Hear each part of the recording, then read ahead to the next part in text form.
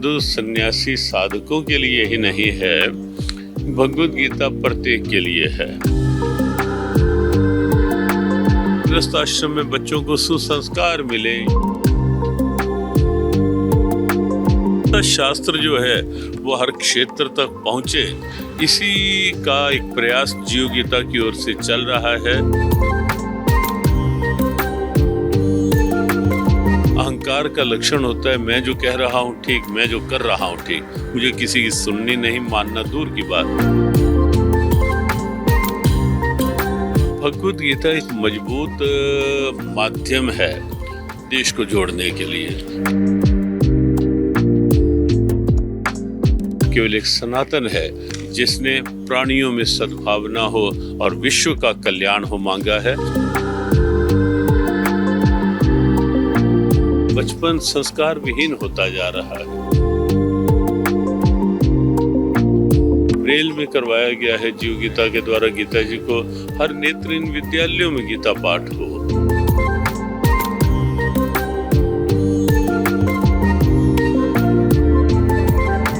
श्रीमद् भागवत गीता में है जीवन का सार। गीता भव से करती है पार, गीता को जियो तो सही, श्री कृष्ण नाम का अमृत पियो तो सही। जियो गीता जीने का ढंग सिखाती, पूज्य गुरुजन की शिक्षा बच्चों में संस्कार बढ़ाती। ज्ञानमध्याय कृष्णाय गीतामृततुले नमः। लोक संग्रहमेवापि श्री कृपा छा जाए आह्लाद, मिट जाए विषाद, छा जाए आह्लाद, मिट जाए विषाद। कर्म और सद्भावना के साथ साथ अपने जीवन काल को कैसे व्यवस्थित करते हुए एक आदर्श जीवन व्यतीत करें, यह सब बतलाती है और सिखलाती भी है भगवत गीता। और यदि मनुष्य गीता में दिए भगवान के उपदेश पर चलते हुए उन्हें खुद को समर्पित करते, तो वह उस चीज की प्राप्ति कर सकता है जिसके लिए आज पूरी दुनिया भटक रही है, और वह चीज है शांति, जो किसी गुरु के सानिध्य में प्राप्त हो सकती है। और क्योंकि गुरु दो अल्फाजों के मेल से बनता है, गोह जमा रोह। गोह का मतलब होता है अंधेरा और रोह का मतलब होता है रोशनी, और अंधेरे से रोशनी की ओर लेकर जाने वाले इंसान को ही गुरु कहा जाता है। और ऐसे ही आध्यात्मिक गुरु हैं महामंडलेश्वर स्वामी श्री ज्ञानानंद जी, जो भगवत गीता के प्रति अलख जगाते हुए जियो गीता जैसे कार्यक्रमों के आयोजन के माध्यम से गीता का सार, प्रचार और प्रसार करते हुए लोगों को गीता के प्रति जहां जागरूक कर रहे हैं, तो वहीं उनके अनुयायी भी गीता के महत्व को समझते हुए गुरु के प्रति पूरी तरह समर्पित हो गीता ज्ञान सुन उस पर अमल करते हुए अपने जीवन को एक नई ऊर्जा और नई चेतना से भरने की कवायद करने में जुटे हैं, वो भी पूरी आस्था और श्रद्धा के संग।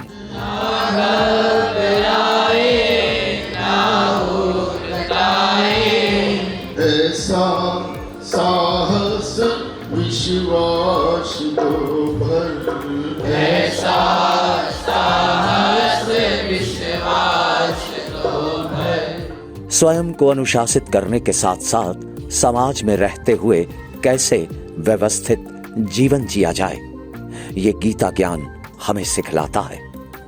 लेकिन इसे पाने के लिए करना पड़ता है समर्पण, क्योंकि समर्पण ही जीवन का आधार होता है। गीता भारत ही नहीं बल्कि पूरी दुनिया के लिए है, और हर कोई इसे अपने जीवन में उतारने का प्रयास करे।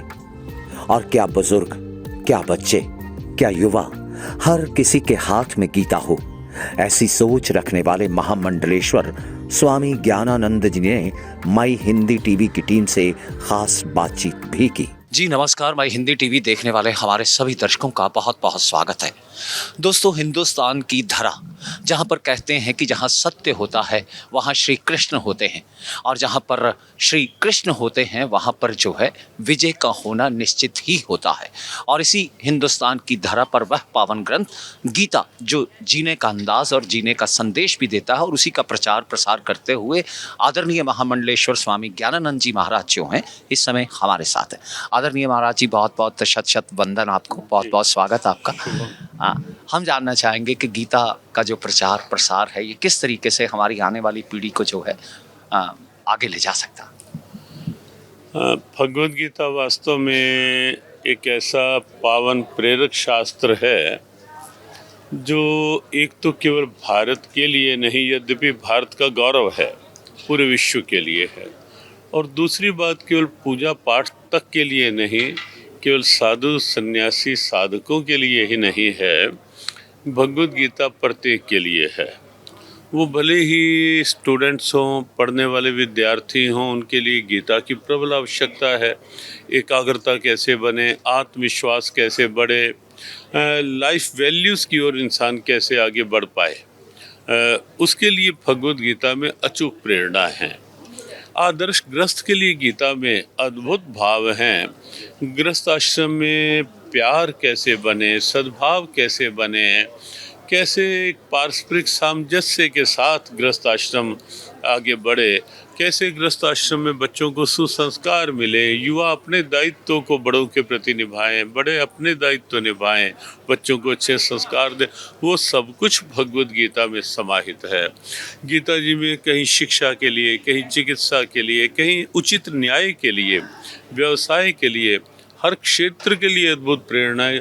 यहाँ तक कि जेल कैदी भी अंदर बैठे हुए निराशा में न डूबें, वो भी अपने लिए आगे का कुछ अच्छा रास्ता बना पाएं, वहाँ के लिए भी गीता में अद्भुत प्रेरणाएं हैं। और सीमा पर खड़े सैनिकों के लिए तो गीता उत्साहवर्धन का अचूक शास्त्र है। तो ऐसा शास्त्र जो है वो हर क्षेत्र तक पहुँचे, इसी का एक प्रयास जीव गीता की ओर से चल रहा है, और उसी निमित्त से ही अम्बाला में ये 5 दिवसीय गीता सत्संग का आयोजन हुआ है। महाराज, एक छोटा सा सवाल कहिए या शंका कहिए। संतजन, गुरुजन, सभी बुजुर्गजन ये कहते हैं कि इंसान को मैं जो है वो नहीं करनी चाहिए, लेकिन अगर हम गीता उपदेश को सुने तो भगवान श्री कृष्ण हर जगह कहते हैं कि फूल में भी मैं हूँ, तुझ में भी मैं हूँ, इसमें भी मैं हूँ, यानी उन्होंने हर जगह मैं ही किया। और किस तरीके का ये उपदेश है उनका? बिल्कुल अच्छा प्रश्न है। वैसे तो एक और हम देखें तो महाभारत युद्ध जो है वो दुर्योधन की मैं, दुर्योधन के अहम का ही परिणाम है। दुर्योधन का अहंकार ही महाभारत युद्ध के रूप में प्रकट हुआ है। मैं जब एक संकीर्ण सोच के साथ होती है, केवल अपने शरीर तक के लिए, या मेरे पास कुछ है मैं वो दिखाना चाहता हूँ, मैं वो बताना चाहता हूँ, मैं उसी बड़प्पन में किसी की अच्छी बात सुनना भी नहीं चाहता। आजकल की एक समस्या युवाओं में देखी जा रही है। अहंकार का लक्षण होता है मैं जो कह रहा हूँ ठीक, मैं जो कर रहा हूँ ठीक, मुझे किसी की सुननी नहीं, मानना दूर की बात। लेकिन भगवान कृष्ण जब मैं की बात करते हैं वो एक विराट तत्व के रूप में जोड़ने की बात करते हैं। वो मनुष्य को संकीर्णता से हटाकर व्यापकता की ओर ले जाना चाहते हैं। जैसे आप देखें, माँ यदि बच्चे को ये कहती है कि तुम बाहर दर ना भटक, कहीं इधर उधर भटकेगा, कहीं नाली में गिरेगा, छोटा बच्चा है, कहीं कुछ और नुकसान कर बैठेगा, तो माँ जब कहती है मैं हूँ ना तेरे पास, तू मेरे पास आ, मेरे नज़दीक रहे, तो वहाँ माँ का अहम नहीं है, माँ का कोई स्वार्थ नहीं है, उसे बच्चे का हित है। तो जहाँ मैं होती है केवल अपने हित के लिए, वो मैं संकीर्ण है, वो मैं बंधन का, समस्या का, घर घर के कलह क्लेश का और व्यापक महाभारत का कारण बनती है।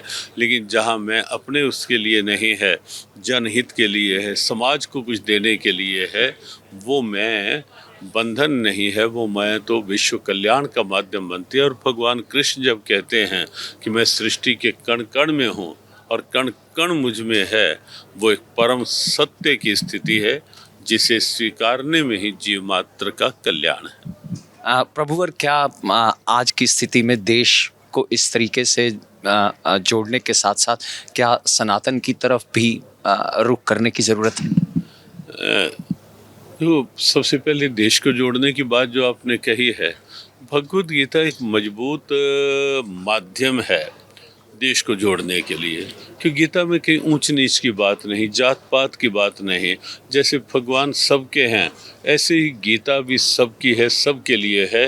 और गीता ने उदाहरण दिया कि जैसे माला में मन के अनेक हैं, लेकिन सूत्र एक है, धागा एक है, जो सब मनकों की एक माला बनाए हुए है। तो गीता जी के अनुसार परमात्मा की चेतना सब में एक है, वो स्वीकार कर ली जाएगी तो पूरे देश में समता, समरसता, सद्भावना का एकत्व स्थापित हो जाता है। और जहाँ तक बात आपने सनातन को लेकर के कही, तो एक बात बहुत खुले रूप में सब दर्शकों, सब श्रोताओं को कहना चाहेंगे कि सनातन कोई संकीर्ण सोच नहीं, सनातन केवल हिंदुओं के लिए नहीं, सनातन केवल भारत के लिए नहीं, सनातन पूरे विश्व के कल्याण के लिए आवश्यक है। पूरे विश्व की आवश्यकता है, क्योंकि पूरे विश्व में केवल एक सनातन है जिसने प्राणियों में सद्भावना हो और विश्व का कल्याण हो मांगा है। केवल अपना कल्याण नहीं, केवल अपनी कौम का कल्याण नहीं, केवल हम हैं जो विश्व को ही समृद्ध देखना चाहते हैं। और इसीलिए सनातन को समझें, सही समझें, और सनातन पर आक्षेप करने से पहले सनातन की गहराई को देखें कि सनातन की क्या गहराई है, क्या ऊंचाई है, और क्या पूरे विश्व को वसुदैव कुटुंबकम के रूप में प्रेम और सद्भाव के आगोश में लेने की क्षमता है। जी, महाराज जी के प्रवचनों से आपने और बातों से अंदाज़ा लगा ही लिया होगा कि भगवत गीता जो है वो हमें जीने का नया रास्ता दिखाने के साथ साथ हमें जीवन में कैसे रहना है, कैसे दूसरों के प्रति व्यवहार करना है, वो सब कुछ सिखाती है। लिहाजा महाराज जी बहुत बहुत शुक्रिया हमसे बातचीत करने के लिए। धन्यवाद। जय हो श्री कृष्ण।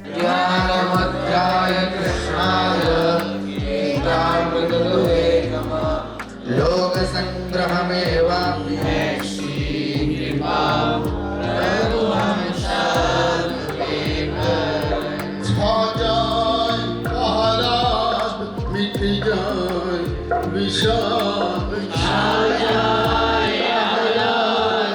आज जब कलयुग का दौर चल रहा है, भौतिक चीजों को पाने की होड़ में लगा इंसान तनाव का शिकार बनता जा रहा है, तो कहीं दुर्भावना उसके मन में घर करती जा रही है। बच्चे संस्कृति और संस्कारों से बेहद दूर निकल गए हैं, और कैसे वह सब गीता से जुड़ते हुए अपनी संस्कृति की अनमोल धरोहर के साथ साथ संस्कार भी पाएं, और साथ ही स्कूली बच्चों के पाठ्यक्रमों में भी श्रीमद् भागवत गीता के उपदेशों को शामिल किया जाए। हालांकि मध्य प्रदेश जैसा प्रदेश ने तो जियो गीता से जुड़ते हुए Guinness book of world record में भी अपना नाम दर्ज करवा लिया है। इस बात का जिक्र भी स्वामी जी की ओर से माई हिंदी टीवी की टीम से बातचीत करते हुए किया गया। जहाँ तक जियो गीता की बात है, जियो गीता का प्रयास है कि गीता व्यवहारिक स्तर पर हर क्षेत्र में पहुँचे, और वर्ष 2025 के लिए जियो गीता के माध्यम से हमने 5 मुख्य बिंदु लिए हैं जिस पर कार्य करने हैं। एक है आदर्शग्रस्त के लिए गीता कैसे उपयोगी हो सकती है, क्योंकि आज एक बड़ी समस्या बनता दिखाई दे रहा है, घर घर का विखंडन। एक कुटुंब की संयुक्त परिवार की जो हमारी भारतीय सोच रही है वो कहीं ना कहीं विखंडित होती दिख रही है। तो हम एक व्यावहारिक धरातल पर जियो गीता के कुछ ऐसे आदर्श बनाएंगे कि घर घर में गीता के वो सूत्र हों, ताकि घर घर में सुख समृद्धि हो और सद्भावनाओं में वृद्धि हो। दूसरा सूत्र है हमारा शिक्षा। शिक्षा क्षेत्र में बहुत बड़ी आवश्यकता है कि बच्चों के हाथ में गीता हो, क्योंकि आजकल बचपन संस्कार विहीन होता जा रहा है, और इसीलिए आप देखेंगे छोटी छोटी आयु में तनाव बढ़ रहे हैं, दबाव बढ़ रहे हैं, दुर्भाव बढ़ रहे हैं। तो दूसरा हमारा ध्येय है शिक्षा के साथ गीता जी के वो कौन से सूत्र जोड़ें कि बचपन और यौवन एक सकारात्मक रचनात्मक ऊर्जा के संचार के साथ आगे बढ़े। तीसरा हमारा मुख्य सूत्र है चिकित्सा, कि कहीं कोई शरीर का रोगी है, कहीं कोई मन का रोगी है, तो दोनों रूप में एलोपैथी हो, होम्योपैथी हो, आयुर्वेद हो, हर क्षेत्र के साथ गीता को जोड़ करके न केवल शारीरिक स्वास्थ्य अपितु मानसिक स्वास्थ्य को भी सही करने का एक अभियान जियो गीता की ओर से 2025 में लिया जाएगा। उसके पश्चात चौथा सूत्र है हमारा, वो है युवाओं के लिए। यद्यपि शिक्षा के साथ भी युवाओं की बात होगी, लेकिन हम अलग से भी युवाओं को नशा मुक्ति के लिए या राष्ट्र स्वाभिमान की दृष्टि से, सामाजिक समरसता की दृष्टि से और अपने यौवन मूल्यों को सुरक्षित रखने की दृष्टि से गीता का युवाओं के लिए क्या संदेश है, तो हमारा चौथा मुख्य भाव ये है। और पांचवें भाव में हमने कई बिंदु लिए हैं। हर जेल में गीता पाठ हो, ब्रेल में करवाया गया है जीव गीता के द्वारा गीता जी को, हर नेत्रहीन विद्यालयों में गीता पाठ हो, वृद्ध आश्रमों में वृद्ध जन जो बैठे हैं निराशा का शिकार हो जाते हैं अपने बच्चों से दूर रहकर, वो वृद्ध आश्रमों में गीता पाठ करें, कई अनाथालयों में गीता पाठ हो। तो इस प्रकार का एक आह्वान किया गया है और इसे एक सात्विक अभियान के रूप में वर्ष 2025 के प्रारंभ से ही लेने का प्रयास रहे। हमारा प्रयास है, हरियाणा सरकार ने पिछले वर्ष कुछ सूत्र पाठ्यक्रम के साथ जोड़े थे। मध्य प्रदेश के मुख्यमंत्री इस बार अंतर्राष्ट्रीय गीता महोत्सव में कुरुक्षेत्र आए, वो संकल्प लेके गए और मध्य प्रदेश में आपको आश्चर्य होगा कि वहाँ Guinness book of world record में आया मध्य प्रदेश का नाम। सबसे अधिक गीता पाठ मध्य प्रदेश में हुए इस बार अनेक क्षेत्रों में। तो मध्य प्रदेश वालों ने भी निश्चित किया है कि गीता जी को शिक्षा के साथ जोड़ा जाए। गुजरात ने भी कुछ सूत्र पहले से लिए हैं। तो ऐसा हमारा प्रयास है कि प्रत्येक सरकार के साथ कुछ ऐसा समन्वय बैठ पाए कि सभी इस बात की वर्तमान में आवश्यकता को समझे कि बच्चों के लिए सुसंस्कारों की कितनी आवश्यकता है और भगवद गीता उसी के लिए है। और हमारा यही प्रयास है शिक्षा क्षेत्र में, हर सामान्य शिक्षा से लेकर उच्चतर शिक्षा तक हर क्षेत्र में गीता के सूत्र साथ।